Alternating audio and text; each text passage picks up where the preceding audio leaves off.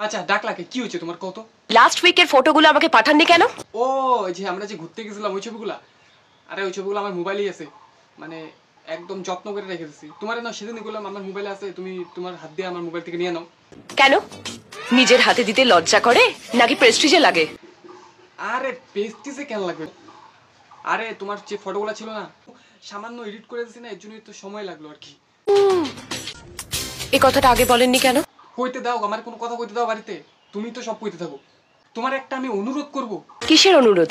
অনুরোধটা এটাই যে যে মানুষটা তোমার ফটোগুলো এত যত্ন সহকারে নিজের মোবাইলে স্পেস কম থাকা সত্ত্বেও রাইখা দিছে, আবার সেই ফটোগুলো বোল্ড ঢুকে দিয়া এডিট মেডিট কইরা ফটোগুলো এত যত্ন করে রাখছে, তাও তুমি আমাকে এইভাবে কথা কইতেছো। একটু ভালোবেসে কথা কওয়া যায় না? ভালোবেসে মানে? ভালোবেসে মানে আরে আমি তোমার ফটোগুলো এত যত্ন করে এডিট করছি, আমার মোবাইলে স্পেস কম থাকা সত্ত্বেও তোমার ফটোগুলো আমি রাইখা দিছি, মানে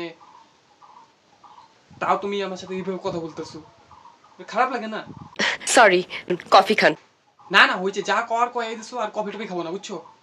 তোমার হোয়াটসঅ্যাপে দেখো আমি ফটোগুলো তোমার দিতেছি। প্লিজ। ঠিক আছে, এই যে তোমার ফটোগুলো আছে আমি তোমার দিয়ে দিতেছি, তুমি খুশি থাকো তোমার ফটো নিয়ে। আমি তোমার কারো ফটো ডিলিট মিলিট করি না, আমি বিশেষ করে তোমার ফটো, তোমার এক একটা ফটো আমার কাছে আছে, একটাও ডিলিট করিনি, একটাও না। সবগুলো আমার এই মোবাইলে না, আমার ফটো নাই কিন্তু আমার তোমার ফটো সবগুলো আছে আমার কাছে। দিতাছি হোয়াটসঅ্যাপে দিতাছি তোমাকে। সরি। সরি টরি করার দরকার নেই আর।